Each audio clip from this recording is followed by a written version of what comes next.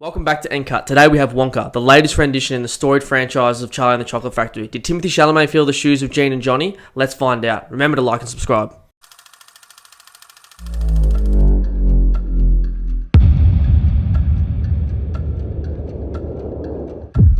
The plot of this film is an origin story of Willy Wonka, opening up his first chocolate shop, but he runs into problems by an already established chocolate cartel, which is three big corporations that are colluding together to run the town.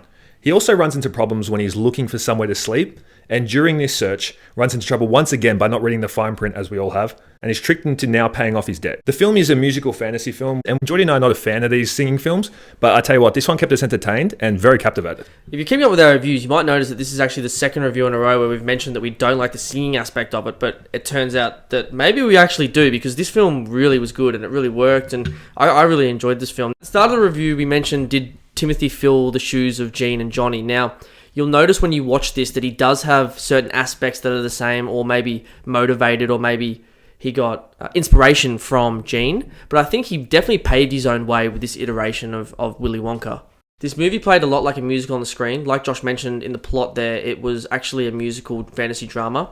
The singing aspects of it are a big ensemble where once Timothy's character Willy starts singing and dancing, the whole town starts singing and dancing. And it's actually quite a fun take on that in this gourmet gallery that Willy's trying to open up a chocolate shop, the leaders of the gourmet factory have a ban on imagination, which is essentially the whole aspect of Willy Wonka and his whole thing. And following on from that, Timothy really does well at singing. Now, we know that he got hired for this role because the director of the film, Paul King, saw videos of Timothy when he was at school doing a stage show or some sort of a rap for his school, and he's got chops. He can seriously sing, and he really hits his notes in this. He doesn't miss a beat. The choreography's on point, and I really feel like he went in on this role 100%, and he was essentially a stage kid.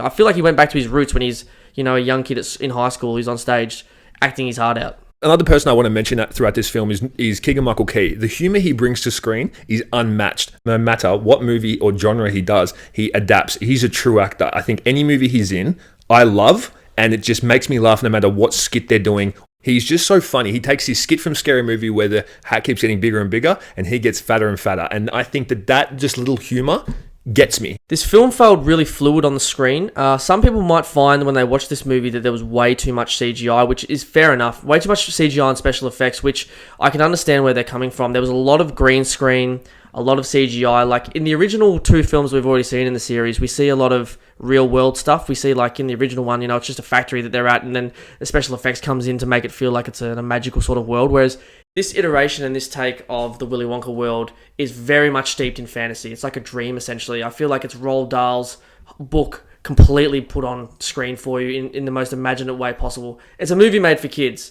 There's enough in it for you to get enjoyment if you're an older person and a fan of the series from the original ones, but it is mainly tailored for kids and like a family-friendly, fun sort of movie. But it is completely based in fantasy, and it doesn't shift from that. It doesn't pretend that it's not. That is exactly what it's going for. That's the feeling it's going for. I mean, Keegan Michael Key gets fatter and fatter every scene you see him in, which is just an example of it.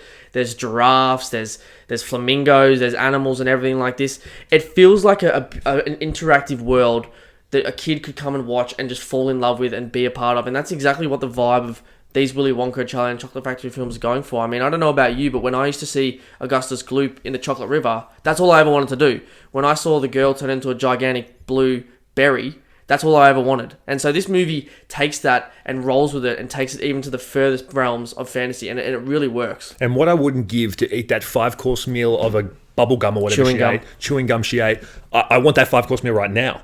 He does do his own take on chocolate making as well. It's very different. So it was very good. Also, shout out to Hugh Grant because he played an awesome Oompa Loompa. Now, this movie does depict them as the same Oompa Loompas of what you're used to, but the intention and their origin story is different. So they live on this island, which Timothée arrives at and gets this special ingredients for a certain amount of chocolate that he needs. Now, the goal of the Oompa Loompa is to steal everything back and pay off his debt, the same thing. So there's a different sort of iteration of the Oompa Loompa that you're used to, but I thought that was also an interesting, different take compared to the originals because you really don't get to know them. You just see them come out and dance, and that's really about it. Another thing I want to mention about this film was the cinematography. I thought that all of the musical scores, all of CGI, I think majority of it was amazing, and I think that seeing certain things like clouds in the sky that are edible the chocolate tree in the middle. I thought all of these things were just awesome to see.